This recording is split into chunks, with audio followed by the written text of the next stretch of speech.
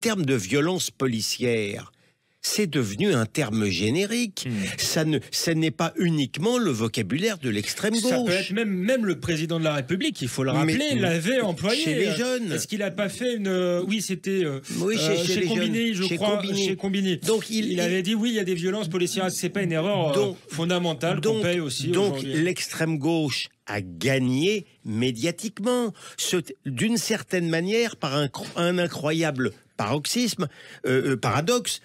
Le terme violence policière, alors que ce devrait être un oxymore, puisque, encore une fois, la police a le monopole de la violence légitime, c'est devenu, au contraire, ce serait la violence policière qui, elle, justement, serait la moins légitime, même si elle restait légale. C'est là où on voit comment la force de persuasion et la puissance de l'extrême gauche dans les médias a, d'une certaine manière, regardé comment, lors de l'affaire Lola, le simple fait de s'émouvoir, et non seulement de s'émouvoir, mais de constater qu'une petite fille avait été tuée par une OQTF qui n'aurait pas dû être sur le territoire national, eh bien avait été considérée comme une instrumentalisation, alors que là, le fait de s'apitoyer devant des gens qui, après tout, c'est le risque du métier